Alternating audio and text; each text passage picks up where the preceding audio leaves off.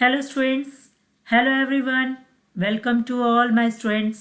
सो आज हम again start करते हैं अपना new chapter sorting materials into group. तो ये चैप्टर वेरी इजी है स्टूडेंट्स।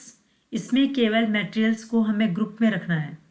लेकिन ये चैप्टर हम क्यों पढ़ रहे हैं, किस लिए इनका रिवीजन या हम लोग एक्सप्लेनेशन ये पढ़ रहे हैं, कोई ना कोई चीज़ हम लोग रिवाइज करते हैं या पढ़ रहे हैं न्यू टॉपिक, तो उसका एक एम होता है, रीज़न होता है। सो यहाँ पे देखो, I will tell you later. सबसे पहले ये देखो स्टूडेंट, हम अपने चारों तरफ क्या देखते हैं? Large number of objects around अस। बहुत सारे ऑब्जेक्ट देखते हैं आप, ह्यूमन बीइंग, एनिमल, बर्ड्स, ऐसे ही प्लांट्स और एनिमल्स ये सब दिख रहे हैं। ऐसे ही आप देख सकते हो, ये तो लिविंग थे। ऐसे ही नॉन लिविंग चीज़ देखो तो chair, book, paper, cloth, shoes, cycle, bicycle, football, toys, utensil, बहुत सारी चीज़ हम देखते हैं। अगर हम उनकी लिस्ट बनाएं तो बहुत different different varieties of objects around अस है।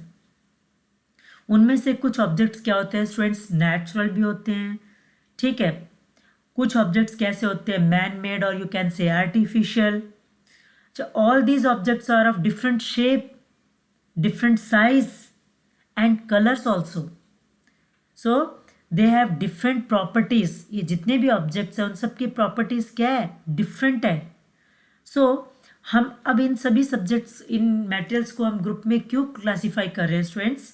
To understand about all these objects, ठीक है। So in order to understand objects around us, it is necessary to classify them in group. सभी हमारी तरफ जितने भी ऑब्जेक्ट हैं हमारे आसपास, उन सभी ऑब्जेक्ट्स को हमें समझने के लिए, उनके बारे में जानने के लिए, उनको क्लासीफाई करना ग्रुप में बहुत ज़रूरी है। सो क्लासिफिकेशन ऑफ ऑब्जेक्ट्स का ही हम इस चैप्टर में स्टडी करेंगे। तो वन बाय वन, एक एक हम लोग इसके बारे में प्रॉपर्टीज करते जाएंगे स्टूडेंट्स, सभी वन वन प्रॉपर्टीज। सो अब हम स्टार्ट करें ऑल जितने भी मटेरियल्स हैं उनको ग्रुप में उनकी प्रॉपर्टी स्टडी करना। तो सबसे पहले मटेरियल किसे बोलते हैं students? Anything which has mass and occupy space is called matter. उसको हम क्या बोलते हैं? मैटर। और the matter of which an object is made is called material. देखो बेटा, मटेरियल और मैटर में दो चीज़ समझो। Anything which has mass and occupy space, उसको हम बोलते हैं मैटर। मतलब कोई भी चीज़ जिसमें कोई मास है और जो जगह घेर रही है, ठीक है। आप कोई भी पेंसिल है, कोई आपकी बुक, आप खुद, तो कहीं पे भी आप खड़े होते तो आपके अंदर कोई ना कोई भार तो है ना, मास है अंदर, ठीक है। उसी तरीके से आपने कुछ ना कुछ जगह तो घेर रखी है जहाँ पे भी आप खड़े हो, बैठे हो। तो अगर कोई चीज़ जिसमें मास होता है और जो जगह ऑक्यूपाई स्पेस, ठीक है, उसको हम बोलते हैं बेटा मैटर। और the matter of which an object is made.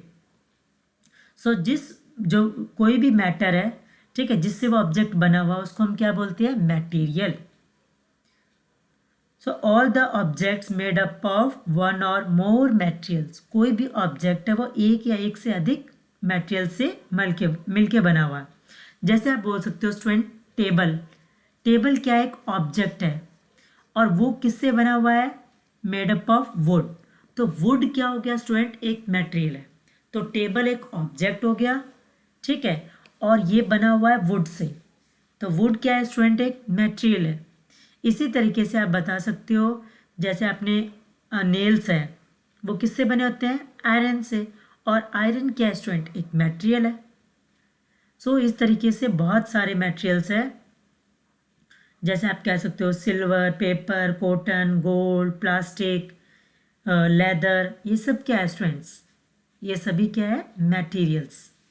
अब हम इन मटेरियल्स को वन बाय वन इनकी प्रॉपर्टीज़ लर्न करते हैं।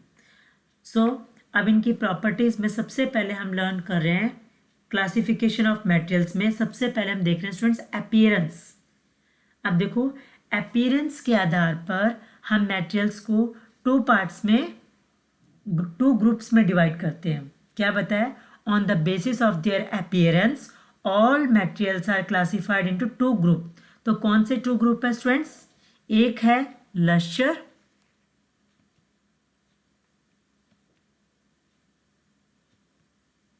तो अपीयरेंस में देखो बेटा, एक तो है क्या मैंने बताया कि इसको हम मटेरियल्स अपीयरेंस के आधार पे ऑल मटेरियल्स को कितने ग्रुप में क्लासिफाई करते हैं? Two group. तो मटेरियल्स हैविंग लश्चर तो उनको बोल देते हैं shiny sir appearance. Materials having no lustre उसको हम कह देते हैं डल अपीयरेंस। जैसे आप इसमें देख सकते हो जैसे एल्यूमिनियम, गोल्ड, कॉपर, आयरन, तो इन सब में क्या होती है? उनमें चमक, आप चमक बोल सकते हो स्टूडेंट, तो इनको बोलते हैं हम लश्रस या लश्चर। ऐसे जैसे पेपर, कार्डबोर्ड, वुड, इनमें क्या होता है स्टूडेंट? कोई चमक नहीं होती, तो इनकी अपीयरेंस कैसी होती है दिखने में? डल, एकदम ये डल से दिखते हैं। सो those material which have shiny appearance उनको हम क्या कहते हैं? Are said to have lustre. और those material which have dull appearance are said to have no lustre. Lustre की स्पेलिंग LUSTRE, लश्चर, या नो शाइन। जैसे chalk, cotton, plastic, rubber, sand, paper, ये सब क्या है स्टूडेंट्स? डल सरफेस वाले हैं। क्लियर है? अब देखो नेक्स्ट प्रॉपर्टी थी स्टूडेंट्स, दैट इज प्रॉपर्टी से पहले ये देखो मैं आपकी अपीयरेंस दिखा देती हूँ। तो ये आयरन ऑब्जेक्ट है, यहाँ पे ये ऑब्जेक्ट है, कैसा दिख रहा है आपको? गोल्ड, चमक वाला। ऐसे ये कॉपर है, दिख रहा है चमक वाला। लेकिन यहाँ पे देखो स्टूडेंट, ये जो पेपर है और ये जो वुड लकड़ी है, इन दोनों की सरफेस क्या होती है स्टूडेंट? डल, इसमें कुछ चमक नहीं होती। सो हमने on the basis of their appearance हमने टू पार्ट्स में इसको टू ग्रुप में डिवाइड किया गया था, शाइनी और डल। तो ये ऊपर वाले तीनों शाइनी अपीयरेंस है और नीचे वाले दोनों क्या हो गया? डल। अब नेक्स्ट है स्टूडेंट यहाँ पर hardness. So all the materials can be divided into two groups, वही same on the basis of there hardness और सॉफ्टनेस। हार्डनेस और सॉफ्टनेस में सो हार्ड मटेरियल और सॉफ्ट मटेरियल। हार्डनेस के आधार पे भी हम मटेरियल्स को टू पार्ट्स में डिवाइड कर देते हैं, हार्ड और soft. So those materials which can not be easily compressed, जिसको हम ईजिली कंप्रेस नहीं कर सकते, कट या स्क्रैच, तो उसे हम क्या कह देते हैं students? That is hard material. दोबारा बताती हूँ मैं, those materials which cannot be easily compressed, cut or scratched are called hard material। जैसे इसके एग्जांपल में हार्ड आपने देखा होगा steel, iron, stone, brick, glass, ये सब क्या है स्टूडेंट? ये सभी क्या है? यहाँ पे दिख रहा है ना आपको? Iron nails, pebbles, iron rods, ये क्या है सभी? स्ट्रॉन्ग, हार्ड, सॉरी स्ट्रॉन्ग नहीं, हार्ड बोलो इनको एक बार। अच्छा सॉफ्ट में आ जाओ student, those materials which cannot be easily compressed, sorry ये तो उसके हो गए, हार्ड वाले हो गए कि कैनॉट इजीली कंप्रेस्ड। लेकिन यहाँ पर आएगा those materials which can be easily compress, बस ऊपर वाले में कैनॉट और नीचे वाले में क्या होगा? जो इजीली कंप्रेस। अब वुलन को आप, ये जो ऊन है इसको दबाओगे तो वो दब जाती है ना, तो उसको बोलते हैं हम कंप्रेस। स्पंज को आप दबाओगे तो वो दब जाएगा, तो उसको क्या बोलते हैं हम? Compress. So those material which can be easily compress, cut, scratch, उसे हम क्या कहते हैं? Are called soft material. Example में देखो स्टूडेंट, जैसे wool, sponge, cotton, tomato, skin, feather, clay, chalk, butter, ये सब इसके क्या हो गए? एग्जाम्पल। क्लियर है स्टूडेंट्स? सो साथ में जो डेफिनेशन बता रही हूँ मैं, इसको लर्न करना अच्छे तरीके से। नेक्स्ट है on the basis of there solubility in water. देखो हर चीज़ की सॉल्युबिलिटी अलग अलग होती है। इन सभी की सॉल्युबिलिटी हम किस पे दिखा रहे हैं बेटा? वाटर के अंदर। तो वाटर क्या है बेटा? लार्ज नंबर ऑफ मटेरियल्स को डिसॉल्व कर लेता है, इसलिए हम वाटर को बोलते हैं यूनिवर्सल सॉल्वेंट। क्या बोलते हैं? Universal solvent. So materials solubility के आधार पे हम टू ग्रुप्स में डिवाइड करते हैं मटेरियल्स को, तो which are soluble in water and materials which are not soluble in water. तो आप यहाँ पे एग्जांपल देखो। सो यहाँ पे देखो स्टूडेंट्स, ये सॉल्ट है और ये क्या है? शुगर। पिक्चर में दिख रही है आपको। तो ये दोनों चीज़ क्या है, वाटर के अंदर डिजॉल्व हो जाते हैं। लेकिन यहाँ पे देखो स्टूडेंट, सैंड और सारडस्ट, ये दोनों चीज़ें क्या है, वाटर के अंदर डिजॉल्व नहीं होती। तो इसको हम बोलते हैं इनसॉल्युबल सब्सटेंस। अब देखो एक तीसरी चीज़ और है, वाटर के अंदर गैसेस भी डिजॉल्व होती है। Some gases dissolve in water, और कुछ गैसेस ऐसी होती है जो वाटर के अंदर डिजॉल्व नहीं होती। तो ऐसे देखो स्टूडेंट्स, ऑक्सीजन गैस है वो वाटर के अंदर डिजॉल्व हो जाती है, सो इसको हम क्या बोलते हैं, सॉल्युबल। और carbon dioxide gas also dissolve in water, तो कार्बन डाइऑक्साइड को भी हम क्या बोल सकते हैं स्टूडेंट्स, सॉल्युबल इन वाटर। अब देखो टू एग्जाम्पल ऐसे गैसेस के which do not dissolve in water. तो कौन सी ऐसी टू गैसेस है जो वाटर में डिजॉल्व नहीं होती? सो याद रखो student, nitrogen and methane. Nitrogen और मीथेन गैस ये वाटर के अंदर डिजॉल्व नहीं होती। नाइट्रोजन और मीथेन गैसेस वाटर के अंदर डिजॉल्व नहीं होती। सो इसी तरीके से आप अपने घर में मटेरियल जितना भी रखा हुआ है आप उसको क्लासीफाई करके दे सकते हो। मिल्क को वाटर के अंदर डिजॉल्व करके देखो, वॉशिंग सोडा को देख लो, अल्कोहल को, शुगर को, कॉमन सॉल्ट को। इसी तरीके से आप बाकी चीज़ों को भी डिजॉल्व करके देख सकते हो। जैसे चॉक पाउडर क्या वाटर के अंदर डिजॉल्व होगा, कोकोनट ऑयल क्या वाटर के अंदर डिजॉल्व होगा। तो इस तरीके से आप मटेरियल्स को सॉलिबिलिटी और नॉन सॉल्युबल, इनसॉल्युबल, उसके आधार पे आप डिवाइड कर सकते हो। नेक्स्ट है स्टूडेंट, नेक्स्ट है हम क्लासीफाई करते हैं मटेरियल को on the basis of their transparency. Transparency, तो ट्रांसपेरेंसी कौन सी students, so those materials, substances और material through which things can be seen, उसको हम क्या, तो इसको ट्रांसपेरेंसी के आधार पे मटेरियल्स को हम कितने पार्ट्स में डिवाइड करते हैं, 3 ग्रुप्स में हम उसको डिवाइड करते हैं। ट्रांसपेरेंट मटेरियल्स, ट्रांसलूसेंट मटेरियल्स और ओपेक मटेरियल। तो देखो students, those material through which we can see clearly, so those materials या those substance through which things can be seen clearly, तो उसको हम क्या बोलते हैं, seen, seen लिख दो या seen clearly, तो are called transparent, जैसे ग्लास, वाटर, एयर। नेक्स्ट है student opaque, there are some material through which we are not able to see, these materials are called opaque. जैसे वुड, लकड़ी के are पार हम नहीं देख सकते, मेटल्स के आर पार नहीं देख सकते, कार्डबोर्ड। ऐसे देखो स्टूडेंट ट्रांसलूसेंट, ट्रांसलूसेंट कौन सा होता है, जिनके आर पार हम देख तो सकते हैं बट धुंधला दिखाई देता है, not clearly. The materials through which object can be seen but not clearly are known as translucent. जैसे ऑयल पैच, आपने कोई पेज लिया, उसके ऊपर थोड़ा सा ऑयल की ड्रॉप डालो, डालने के बाद उसके अंदर से आप देखोगे तो दूसरी साइड आपको दिखाई देगा बट नॉट क्लियरली, ठीक है। इस तरीके से ऐसे ही साबुन का पानी आप देखते हो तो उसके अंदर कुछ चीज़ पड़ी होगी साबुन के पानी के अंदर, तो आपको क्लियरली दिखाई नहीं देगा। सो इससे हम कह सकते हैं स्टूडेंट्स, हम ट्रांसपेरेंसी, ट्रांसलूसेंस और ओपेकनेस, इनके आधार पे हमने 3 पार्ट्स में मटेरियल को डिवाइड कर दिया। सो इसमें एग्जाम्पल आप सभी को समझ में आ गया।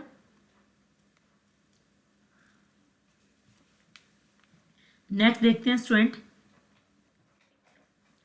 सॉल्युबल और insoluble. Soluble, insoluble, some substance have completely disappear और डिजॉल्व इन वाटर। तो ऐसे सब्सटेंस को हम क्या बोलते हैं, सॉल्युबल सब्सटेंसेस। और कुछ सब्सटेंस ऐसे होते हैं जो वाटर के अंदर डिजॉल्व, मिक्स नहीं होते, तो उसे हम क्या कहते हैं स्टूडेंट्स, तो उन सब्सटेंस को हम कहते हैं इनसॉल्युबल इन वाटर। अब देखो स्टूडेंट, यहाँ पे ट्रांसलूसेंट, ट्रांसपेरेंट एंड ओपेक। तो यहाँ पे देखो स्टूडेंट्स, इस मटेरियल के अंदर से, ये सब ग्लास है, इस ग्लास के अंदर से टॉर्च की लाइट पास की, तो यहाँ पे देखो ऑल लाइट पास थ्रू, सारी लाइट इसमें से पास हो गई, तो ये कैसा हो गया, ट्रांसपेरेंट। दूसरा देखो, यहाँ पर इस ऑब्जेक्ट के अंदर से सम लाइट पासेस थ्रू, तो ये ऑब्जेक्ट कैसा हो गया, ट्रांसलूसेंट। तीसरा देखो स्टूडेंट, इसके अंदर से ये जो दिख रहा है ब्लैक कलर का, नो लाइट पास थ्रू, तो इस ऑब्जेक्ट को हम क्या बोलेंगे यहाँ पे, जिसके अंदर से कोई लाइट पास नहीं हो सकती, दैट मटेरियल या that substance is called opaque. ऐसे यहाँ पे देखो आपको 3 बेबीज दिख रहे हैं, इनका फेसेस पहले वाले में आपको पूरा क्लियरली दिख रहा है।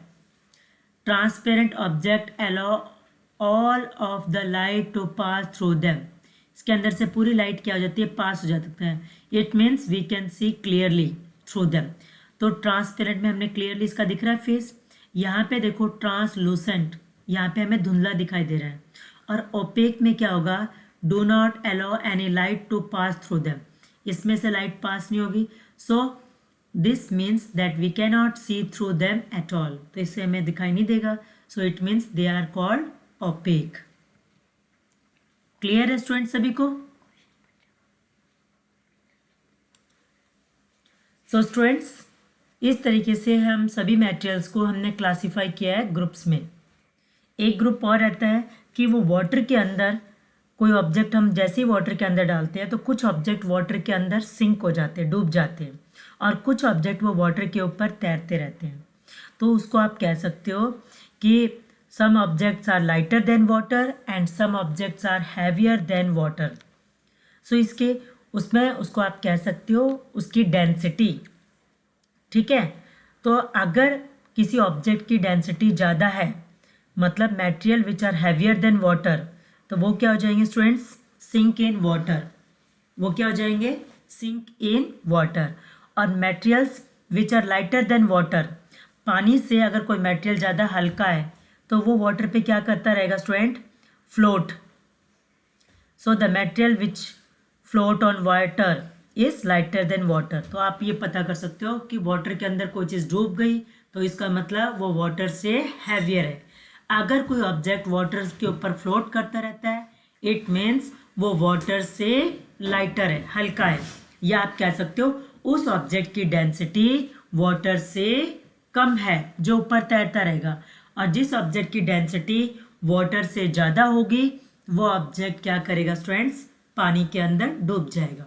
तो इसी तरीके से अगर आप पानी के अंदर स्टोन डालोगे, ठीक है, आयरन नेल डालोगे, तो वो क्या है, उसके अंदर सिंक हो जाएगा, डूब जाएगा। लेकिन आप कोई वुडन पीस डालोगे, लीव्स, कोई पेपर, ये सब चीज़ डालोगे तो ये वाटर के ऊपर क्या है स्टूडेंट, फ्लोट करते रहेंगे। आई होप क्लियर है सभी को। अब लास्ट क्वेश्चन स्टूडेंट आज का, now you can tell me, chalk powder, chalk powder is soluble in water और insoluble in water। तो chalk powder water के अंदर soluble है या insoluble है? You have to give your response in my comment box. Thank you students for watching my videos.